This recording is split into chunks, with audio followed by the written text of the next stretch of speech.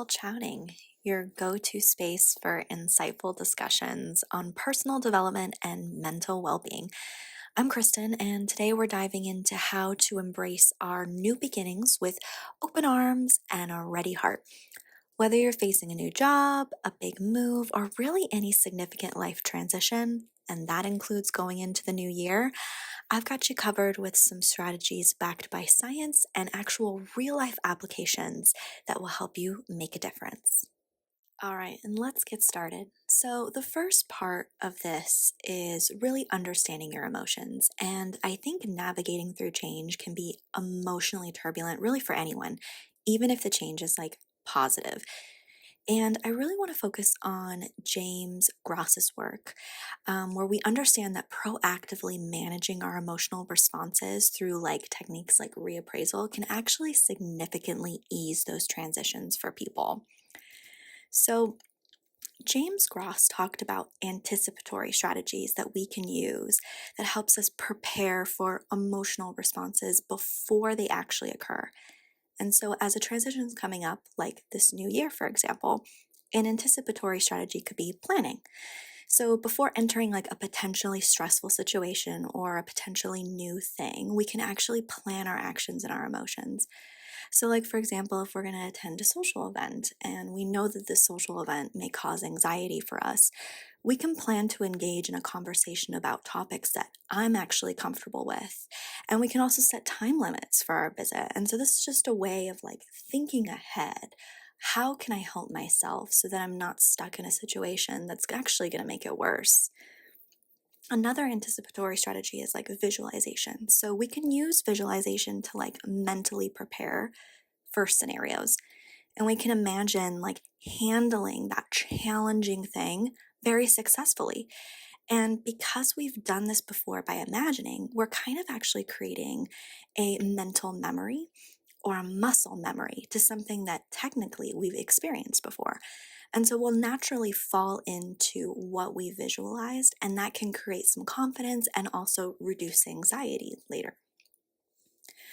James Gross also talked about response focused strategies, and these involve managing emotions after something has already happened. And so this is where we're going to be a little bit more reactionary to something that's very stressful or something that's already happened. So, some strategies could be like mindful breathing. So, when we're overwhelmed, we can practice taking intentional breathing to really calm our mind and really reduce immediate emotional reactions. I always try to take a big, deep breath if I'm noticing anything that is emotionally distressing because I want to sit in that breath and really think about how I want to respond instead of thinking about my reaction to things. And this helps me be a lot more thoughtful. It helps manage my impulses, and it really like is going to impact that conversation, that relationship that I'm probably trying to maintain. So I try to be very mindful of my breathing before I respond. Another thing we can do that is a response focused strategy is really thinking about how we want to express our emotions. And when we're experiencing something that's very strong, a healthy way could be like talking to someone, writing in a journal, engaging in a physical activity. And when we're very intentional, when we're walking into that emotional expression, it will actually help us process these emotions and it helps prevent them from building up, which can later become in this big response that we're really not looking for.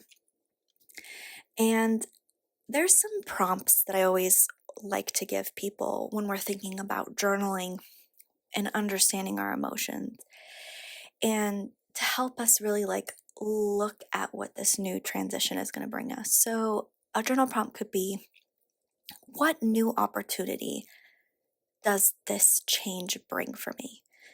And this prompt is really to provide some clarity and reduce anxiety before that change happens.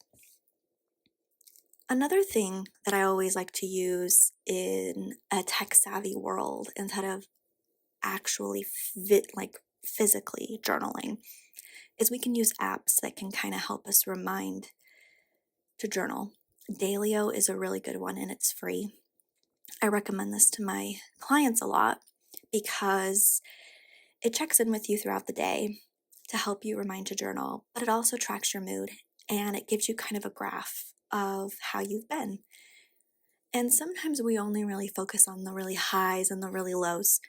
And Dailyo kind of provides a little overview of how our emotions have been, and it gives us a good sense of how are we really doing instead of just trying to make up something on the fly. And it makes this a little bit more tangible for you to work with and understand yourself a little bit better.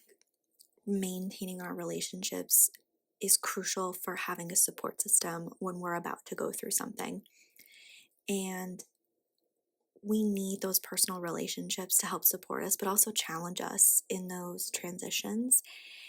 And it's good to, shine a light on them in order to be more helpful for ourselves in the long run to manage these transitions for ourselves. And a part of it could just be, working on active listening, like focusing on truly listening to our partner rather than planning like your next response. I think that this builds like trust and understanding.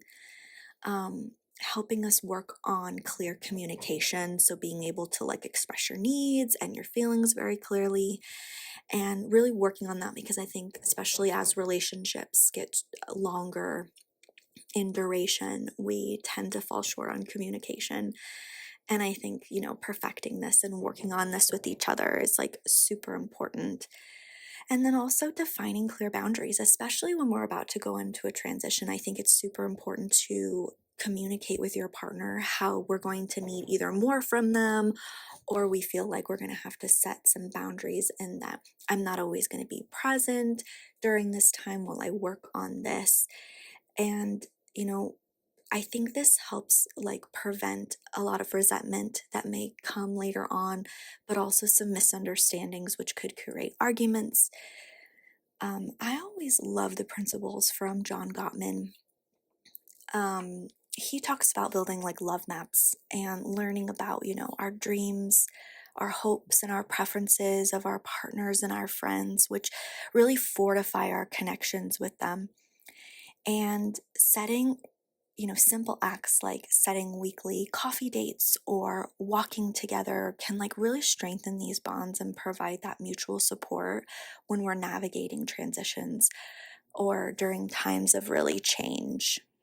The Gottman Institute has these things called Gottman card decks that you can download for free, and it's an app, and these decks have like questions and there's different categories that you can choose from.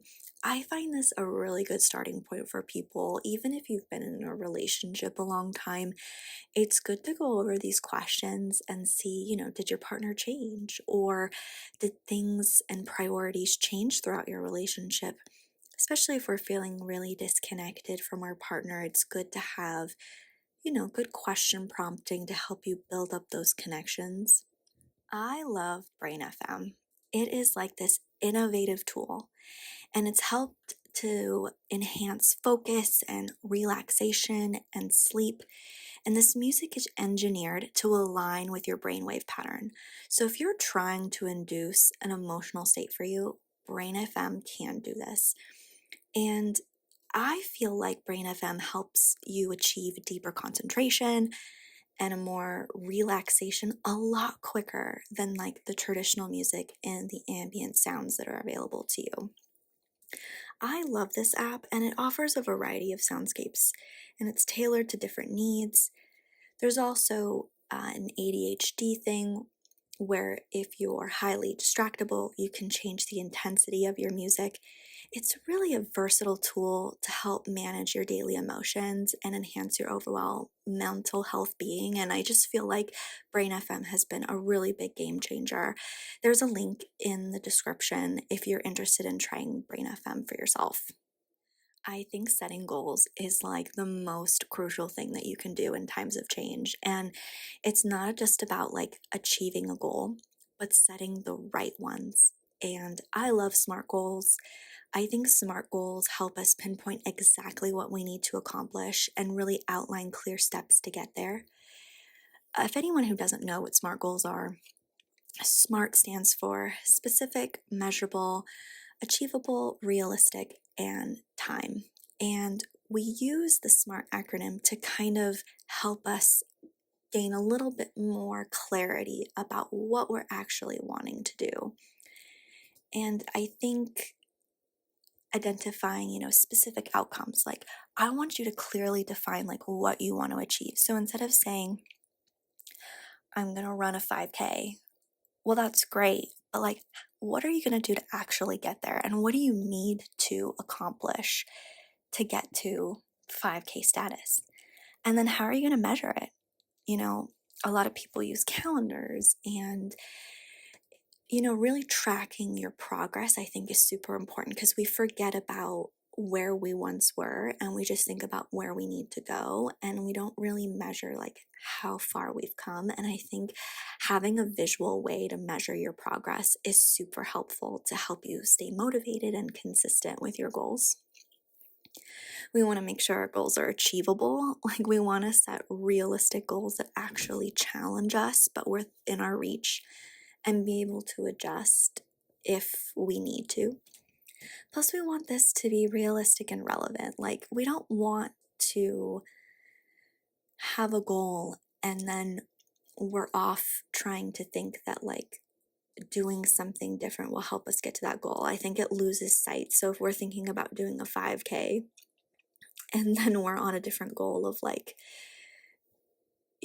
getting a partner to do it with, I think that's important, but it's really takes you away from you doing the 5K. And then our mind is focused on somewhere else. And again, that time, if we set a deadline, we're more likely to accomplish a goal. Plus, it helps us keep our goals and what we're able to accomplish in a more realistic fashion if we have a deadline. I think apps that have a gamifying process is really helpful for making goals and like being really achievable with them. Habatica is like a really good one that makes it fun and engaging, but it not only helps in sticking with your goals, but it also helps make that journey really enjoyable for you. One of the toughest parts of transitions or new things is the potential of loneliness that can accompany it. And I don't think we talk about this enough. Um, I think feeling isolated is a really common struggle during transitions. And this is where social activities and engaging in those personal relationships and also creating a new network and a new community with that transition is so important. And I think making proactive efforts to connect with others can significantly mitigate these feelings. Thinking about joining groups, local clubs or communities, hobby groups, a fitness class, online forum. It might sound, very cliche when we're talking about this, but it's really interesting, like how much people just want to know that they're not the only one struggling through this. We can volunteer, so like getting yourself involved in opportunities within this new transition or this new part of your life, even if it's a goal to like get healthy, lose weight, like we can volunteer and go out to yoga at the park and things that we would never think of dreaming of doing, but that it networks and like opens up us to different connections that we might not have had in the past. Also, scheduling like regular calls, meetings, social activities with friends and family, even if it is virtual, is helpful because it's someone that we know is on our side, is supporting us. Some good apps like that I will recommend is like Meetup, to kind of help you to see what local events or people are around you that might have similar interests than you if you're wanting to make new connections. I think when I think about this, there's some research from Dr. Holt Ludston that highlights the importance of like social connection for mental and physical health, and that building a network of support can significantly improve life satisfaction, especially during times of change. The last thing I really want to focus on is like mindfulness. And in times of change, like mindfulness can be this like sanctuary for you. And I think people forget about this, but it can improve your ability to navigate resilience and bring awareness, which I think is very important when we're doing something new or we've never been in this chapter of our life. And practices like guided meditations or mindful breathing or daily reflection with like journaling can really anchor us, reduce stress, and enhance our like overall resilience to things. I think starting a morning with a short session can really help you approach days that are challenging with like more calmness and clarity. There are some apps like Headspace and Calm. Brain FM is great also to kind of help you bring this awareness and mindfulness into your, life. I always think about mindfulness training, which can eventually improve your concentration and decision making. And I think these are really important during times where we're doing things that maybe we've never really done before, or we're putting ourselves to the test where we're going to have to be like a totally different person. If you want to know more about this topic, click on the link in the description to my blog that has a lot more information on this topic. I think today's discussion isn't just about understanding change, but actively thriving in it. And we want to choose a strategy that integrates this into our life, and we can watch how it will transform your approach to this new beginning. And remember, every end is a chance to start anew with greater wisdom and strength. I want to thank you again for tuning into Mindful Chatting. If you found this episode helpful, please subscribe and share it. I want you to visit our website and our blog for more resources, and don't forget to check out the links in the episode description for tools and apps we talked about today. I hope you join us next time for another deep dive into personal growth and mental health. And until then, keep embracing your journey with courage and optimism.